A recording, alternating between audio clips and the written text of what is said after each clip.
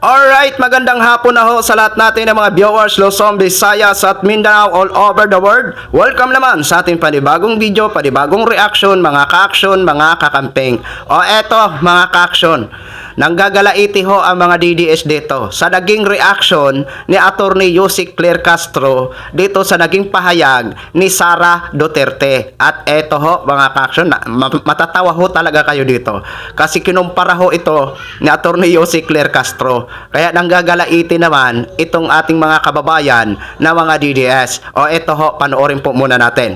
Credit or courtesy po sa video ni Attorney Yusek Claire Castro. Please allow me to use for informative purposes only. Thank you so much, ma'am. Pero itong sa mensahe ng Vice Presidente, aba mukhang para siyang nag-asal bata.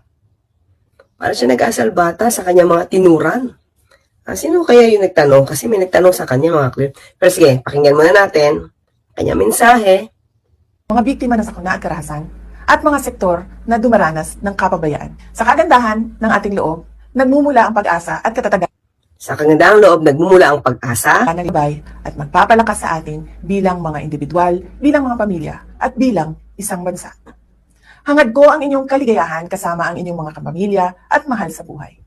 Lagi din nating ipagdasal ang biyaya ng kapayapaan at katatagan ng ating minamahal na bansa.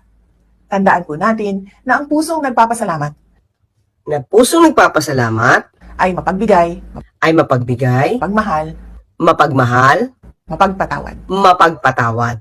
Ha? Ano yun? Ang pusong nagpapasalamat.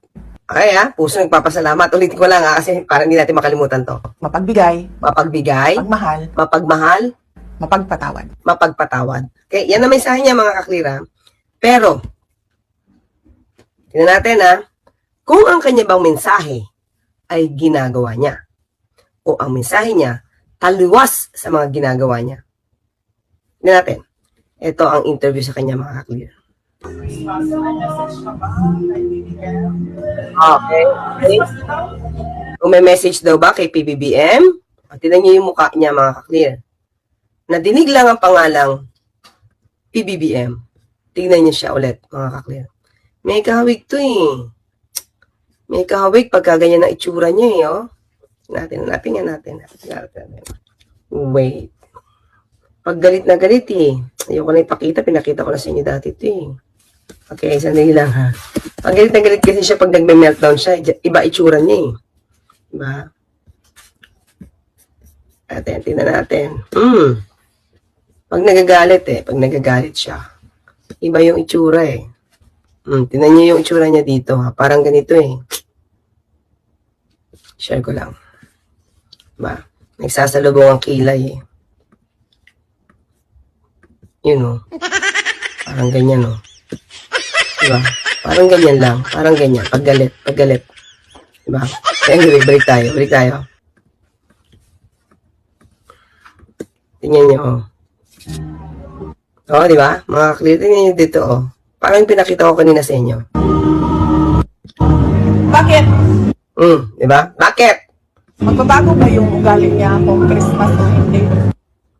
Definitely, mahinahon yun eh. Kahit hindi Pasko, mahinahon pa rin. Kahit hindi Pasko, hindi nagme-meltdown. Kahit hindi Pasko at maraming bashers, hindi nagmumura. Hindi nagbabanta ng buhay. Sabi niya sa kanyang Christmas message, parang hindi naman niya ginagawa. Parang taliwas sa kanyang behavior. Diba? So, itong itsura niyang ito, mga klira. Tignan natin ulit. Balikan natin yung kanina niya. Tignan niyo, mga klira. Na ang puso ng ating minamahal na bansa. Ibang-iba, di ba? Tandaan po natin na ang pusong nagpapasalamat ay mapagbigay, mapagmahal, mapagpatawad. Yung totoo niya, yung itsura niya. No? Yun kung ano mensahe kay PBBM, ayan na yung lumabas yung totoo niyang itsura, mga kaklir. Diba? And in the same vein, magbabago ba yung ugali kung Christmas o hindi? Diba? Diba? Mga kaklir?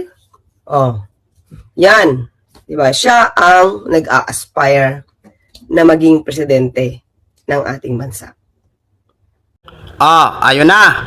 napanood na ho natin mga ka-aksyon. Nang dahil nga dyan sa naging reaction ni Jose Claire Castro, eh marami naman ang nasaktan ng mga DDS. Grabe naman kasi ang manika na yun, Jose Claire. Grabe naman yung itsura naman ng manika.